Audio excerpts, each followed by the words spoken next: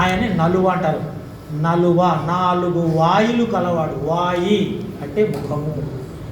ఇప్పుడు కూడా తమిళనాడు అంటారు వాయుముడే అంటే నోరు మూసుకో అని అర్థం అన్నమాట తమిళంలో.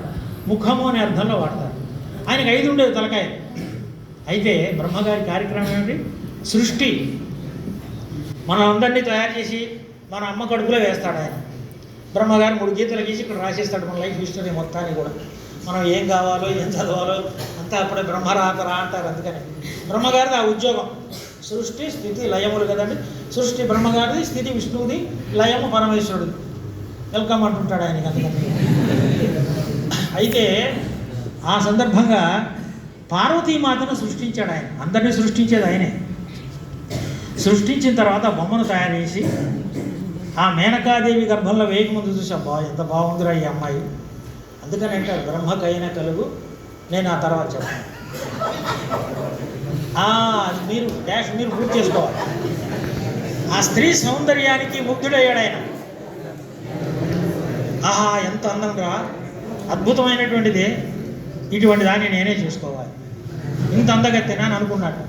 అప్పుడు పరమేశ్వరుడు వచ్చాడు ఆయనకు. అంతకుముందు సతీదేవి భార్య, దక్ష ప్రజాపతి యొక్క కుమార్తె, ఆమె కాస్త అగ్నిగుళ్ళలో దూకి చచ్చిపోయింది.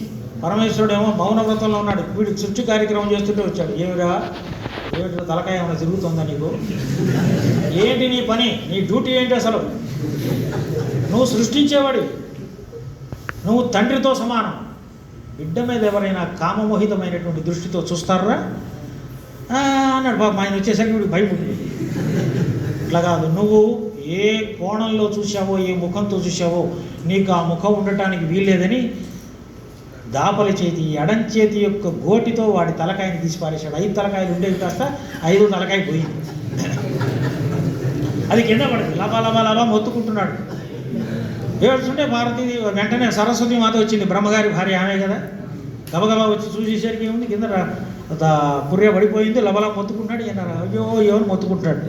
అవురా ఏమయ్యా పరమేశ్వర, నువ్వేనా ఈ పని చేసింది? అవును నేనే చేశాను. వాడు కాముక దృష్టితో చూశాడు, వాడు డ్యూటీ వాడు చేయలేదు, అందుకని శిక్షించాను. అవునా? అయితే మాత్రం ఏమయ్యా ఆ విధంగా చేస్తావటయ్యా నువ్వు ఏ తలకాయనైతే తుంచావో ఆ తలకాయ అనగా ఆ పుర్రే నీకు భిక్షాపాత్రవుగాక, ఈ దేశమంతా నువ్వు భిక్షాటన చేయుగాక అన్నది. అప్పటి నుంచి పరమేశ్వరుడు భిక్షాటన చేస్తున్నాడు. చేసే భిక్షాటన దేంట్లో? కపాల్ అనగా బ్రహ్మగారి యొక్క పుర్రె. అందుకనే తమ్మి పూజూలి పునుక కంచంబు సాచి, ఆ బ్రహ్మదేవుడి యొక్క కపాలాన్ని చేతిలో పెట్టుకొని వాడవాడల భిక్షించు కూడుగాని బజారు తిరుగుతూ భవతి భిక్షాందేహి ఇది అని చేస్తున్నాడు ఆయన. అవునులే, మీ ఆయన పరిస్థితి అది.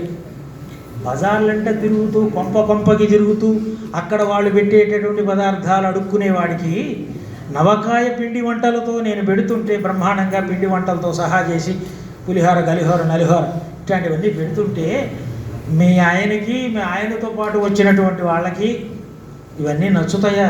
నచ్చవు. అంతే అంటారు కదా, దానికి నచ్చదు కదా. అందుకని మీ ఆయన ఇట్ట అంటున్నాడే, ఇట్టి దివ్య అన్నములు మెచ్చునే శివుడు. ఇలాంటి దివ్యమైన అన్నాలని మెచ్చుకుంటాడు ఆ పరమేశ్వరుడు. చాలే అని అన్నాడు. అప్పుడు కూడా ఆమె మా ఆయన ఏమన్నా ఒకటి, ఏంటి మీ నాన్నగారు ఏదో మాట్లాడుతున్నట్టున్నారు? ఏం లేదండి ఇట్లా అంటున్నారంటే, అయితే వద్దు విషయాన్ని అయితే తప్ప అన్నాడు. వెంటనే బయలుదేరి దారుకవన విహారానికి వెళ్ళాడు. ఈ పద్యం నేను అక్కడ బోధరాజు రాధాకృష్ణ గారి దగ్గర చదివాను ఆ రోజు. ఆయనతో అంటే, ఏమండి పద్యాన్ని నేను కాస్త పాడుకుంటానండి.